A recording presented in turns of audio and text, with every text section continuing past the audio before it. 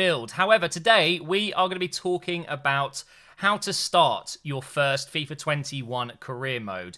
We're going to go through all the settings, talk about some of the new features, and then later on, in the next few days, weeks, I'll be talking about those new features in more detail. But this is the first thing you're going to see after you pick your team. You're going to have to choose your match difficulty, which of course you can change later as well. The half length, the currency, none of this is relatively new so far. But there is one tile that you'll see here after we look at the Champions League and the Europa League group stages that is brand new, and that is the negotiation strictness. So we'll talk about that in a moment. We've gone ahead and put Arsenal into the Europa League because, of course, we won the FA Cup. We made our way in there. You can disable and enable the transfer window to start off with, and also you can disable and enable international job offers. But this is the most important thing, guys. You need to choose between loose or strict. Now, what does that mean? Negotiation strictness. Basically, how hard it is to negotiate with other teams and other players that you want to sign. If you go on loose, it makes it, I would say, very, very easy, almost as easy as ever to sign players. And also, I guess you could say it makes it similar to FIFA 20 career mode transfers, where it is just very easy. But if you put it on strict, my God, it is brutal. It makes it very difficult to sign the players you really want if they're at rival clubs, if they are worth a load of money. It's very difficult to then, well, negotiate with that team. So if you're Arsenal, you will not even be able to talk to Chelsea. None of their players. You'll just be told, nope, sorry, you're a rival. We're not interested. So you have to make sure you pick the right one there. And then you have financial takeover. You can have up to £500 million going up 10, 20, 50, 100, 200, and then 500,000, I think it is. And you can do that only at the start of the career mode. You cannot have a financial takeover once you've started. So make sure if you want a ton of money to do it there, and if you want it to be easy or hard to negotiate for players, then make sure you set the strictness to the level that you want. Now, into the new pre-season tournament screen, you can see the trophy that you might win. We've got a European International Cup, a Champions Trophy, and a European Shield. Of course, this is down to personal preference. I typically go for the one with the most money. I like it because you're then most likely to come up against the best teams as well. I should say again, though, this is not the final build, so these could change, the amounts of money you get, things like that. I went for this one here, just a little bit more money. And here we are, the new career mode hub. It looks very familiar. It's the same as last year with a new lick of paint, but of course there is some new features there. Straight away, you've got those 3 circles in the middle of the screen, and this is new as well. You've got the tutorials page. You can go ahead and check these out. If you're brand new to the game, I would recommend you read these. It also pops up when you click on the tile for the first time. But those 3 circles that I was talking about, the fitness, the sharpness, the morale, we'll get onto that in a little bit. Now, we're going to jump straight into your inbox. It's the first thing I always do. Check the emails. You can start off with a clean slate once you've cleared these, and it tells you what to do, really, to get started. So, for example, we've got a Youth Academy report. You're probably thinking, how have you got that already? We haven't even started the Youth Academy yet. Well, this is a new feature in FIFA 21. When you start a new career mode, you instantly have a Youth Academy scout and a bunch of players already at the club that you can take a look at. They are fully scouted. You can see what their overall is. You can't see their exact potential, but you get a rough estimate. So here we've got 6 players already in the Youth Academy ready to go. Of course, if they're 15, though, you can't sign them. If they're 16, 17, 18-year-olds, you can sign them. They just need to be 16 plus. But basically, EA have removed the catalogue from the game, so you can no longer scout a future star, things like that. And to, I guess, try and help ease the pain of losing that, you now could have a future star straight away. And of course, if you pre-ordered the game this year, you can get the home talent scout a future star type thing, where every time you start a new career mode, you will have a homegrown talent that will be a superstar from your own nation. So in this case, he would be English because I'm playing in the Premier League. But there you could see we got kind of lucky with a attacking midfielder there. We got some other good choices, but you'll see that Rossi here looks very decent, but he's too young to be promoted. So again, they do need to be 16 or more.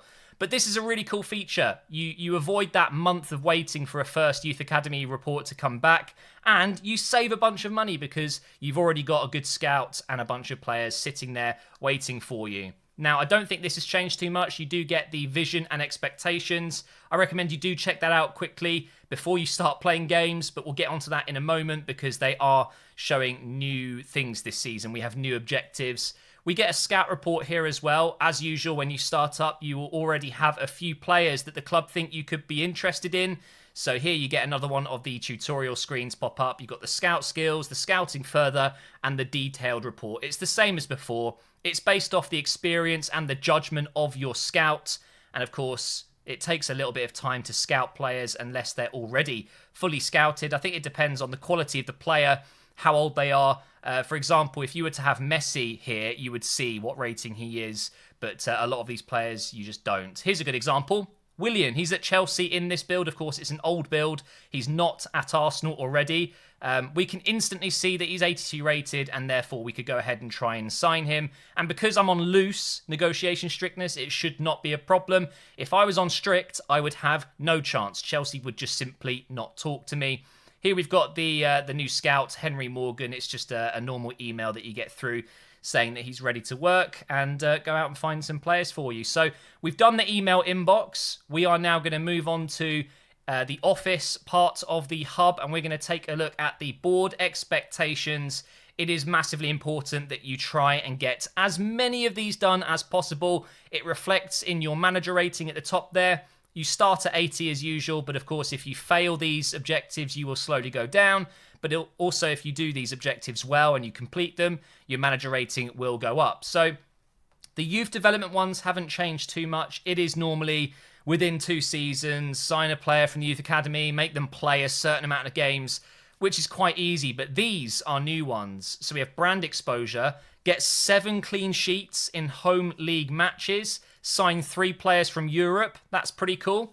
Financial ones haven't changed too much. This one is just reduce the player wages by £135,000 a week.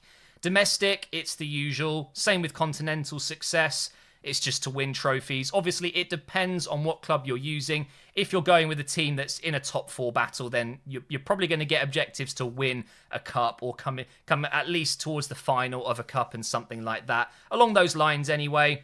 All the usual stuff here. We're going to jump into youth staff. You get another tutorial the first time you load into all these things. We have youth scouts, scout skills, and the world map. They have added some new nations. We will talk about the youth academy in a longer, more in-depth video soon. But of course, it's massively important, especially if you're doing a road to glory or you're just using a club that doesn't have too much money, that you get a youth academy system started up. So I always recommend you do this at the start of your career mode. Don't waste any time. Get straight in there. Send a scout out. You can pause the video here if you want to see all of the nations that you can scout. There are some new ones. But like I said, there will be a new video coming soon on the Youth Academy itself. So if you have got enough money to send out a scout, you've already got one, of course. But if you want to buy another one, make sure you get as good experience and judgment as you can. You're looking for that 5-star really. But it's all the same as before. You can send them out for 3 to 6 to 9 months. And you can search for specific types of players, and it tells you how much that would cost. Now, at Arsenal, I would argue the Youth Academy is not the most important thing to be doing at first. If anything, I would suggest you go into your club, into the team management screen, and just see what you need to actually buy. You need to be bringing in players that are already at a high level. But here you can get an idea of the general costs of scouts. A 5-star there would cost me £3.6 million. It's a considerable amount of money, to be fair. But now I would say at this point, you definitely do need to check out your squad and make sure that you've got those gaps filled. Whether it's with the Youth Academy or with signing players, that's of course down to whatever club you're at. But now let's talk about another new feature. We have the weekly schedule. This is how you're going to be managing those 3 circles. You've got your match sharpness, you've got your match fitness, and of course you have player morale. You need to keep all 3 circles as green as possible, and it is vital that you keep jumping back into this weekly schedule, monthly schedule every now and again, making sure you are balancing it out and filling in those days with the activities that your club needs. It's really, really important, because if your player's lacking sharpness and fitness, or if they're unhappy, they're going to lose stats. Of course, in pre-season, they're all going to have very low sharpness, so it's very important, at least in pre-season, you get that sharpness up as much as you can. And it's very important that you rotate your team around. We're going to jump into the monthly calendar, which is what I recommend you use. You get the whole month. You can see exactly what's going on. You want to press triangle or Y and come down to the schedule rules. And this is the most important thing. You need to be changing this all the time, depending on what circle is so far away from green. If sharpness is down low, you need to make sure you get the sharpness up. If fitness is low, you need to get the fitness up. You need to keep changing these things. You can have rest days, recovery days, training days. And those 3 different days need to be rotated equally. You need to make sure, as I said, that those 3 circles are as green as possible. In terms of the best way to start, I have found if you do rest day before match, recovery day after match, and then intermittent training, that seems to be a very good balance. It's a little bit slower to bring up the sharpness that way, but you keep the fitness level high and you keep the morale high. So that's definitely what I start off with, and then I come in and change it all the time. I think for me, it depends on how many games we've got. If we've got a really busy period, you need to be resting the players more. And if it's a bit of a quiet period, you can go ahead and do a bit more training, because otherwise you just lose so much fitness. But anyway, another thing that you've got to do is make use of the development plans. So if you go to the development plan tab, the development tab in the squad hub, you can see what plan they are on. And I would recommend you go through every single player in your squad and make sure they are on a plan that suits your needs. And you need to make sure that you're training their positions. If you feel like you've got a player that's not correctly in their right position, maybe you want to make a right back a right midfielder, maybe you want to take David Luiz in this case and convert him to a CDM, just make sure that you go through all your players and do this. They are defaulted to balanced, which increases all of their stats slowly. But if you do go into their development plan, you can change whether they are focusing on defensive stats, focusing on attacking stats, and they will therefore grow those stats a little bit more quickly than they would otherwise. But we're going to go ahead and jump into Maitland-Niles here, who is, for me, one of the most versatile players in the Arsenal squad. You can see we've got growth plans and we have position plans. It tells you at the top what things will be changing in terms of skill moves, weak foot, and the work rates. And of course, at the bottom, you can see which stats are going to be improving. And most importantly, you can see at the top left, roughly in the middle of the top left, it says the ETA, how long it's going to take for them to grow another overall. Now, one thing you need to make sure you remember, you can only do one growth plan or one position plan. You cannot do one of each. So in this case, we're going to go ahead and change Maitland-Niles to a left wing back. It's going to take 2 weeks. It's not going to improve his work rates or his skill moves or weak foot, but it will change his position and grow his defensive stats to be more suited to a left wing back position. We can go through the rest of the team here, decide if there's any other changes we want to make. Chambers is a good example for me. He's not a CDM, he is a centre-back. He can already play at centre-back, but if you want to change his first position to be a centre-back, it will be really quick because he's already got it listed there. It's just going to bring it to the front pretty much. 2 weeks ETA on that one, and he will quickly become a centre-back. But again, just remember, you cannot have a growth one as well. I think at this point of recording, I was testing it all out. You can't have 2 plans at the same time. So, because I've gone to Anchorman there, it would have disabled the fact he would be a centre-back. And as you can see, I noticed. So I went back and fixed it. So this is just as important as anything else, because for now, you don't really need to be making signings if you can go into your squad and change your players around to make them suit different positions and fill in those gaps that otherwise you might need to sign a player for.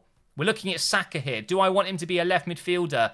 If I do I want to improve his weak foot? Do I want to improve his defensive work rates? You can see in the top right here, doing support midfielder would make his defensive work rate improve to high. Or do I just want to change his position? And you can see at this point, I was thinking of making him a left back just because why not? It would take him, though, 154 weeks to do that. Of course, we don't have the updated stats. I think in the actual finished game, when it comes out in a few weeks, it would take it a it would be a lot quicker because he has better defensive stats going into this new game. But anyway, then you want to go into the squad hub, make sure that those decisions you've made are correct, move the players into proper positions. You'll see a load of warnings on screen. You want to make sure that all the players are playing in their proper positions. You want to change formations. You want to make sure that everything you're doing is going to help you out at the beginning of the season and onwards. And all of these things I've done in this video, they're simple but so effective. Making sure that you change positions, make use of this new feature. It is so brilliant. You've seen in my Barcelona career mode, I needed a new CDM. Instead of buying one, I decided to buy a right back and convert Roberto into a CDM. And it worked really well. So you can make use of these things, making sure that you don't spend all of your money in one go on a player that you want, just purely because you haven't got one, when you can just train a player into that position. But this is, I think, one of the best ways you can start a career mode. If you want to come back to this video when you get the game and just have a little walkthrough, then please do favorite this video or whatever you have to do to save it. I can't even remember what you call it these days. Do you favorite videos on YouTube anymore? Either way, bookmark it, whatever you want to do. Just make sure that you take all of these things into account. Use the tutorials if you need to. But thank you so much for watching. Hopefully you've enjoyed this video, and I will see you next time for another one.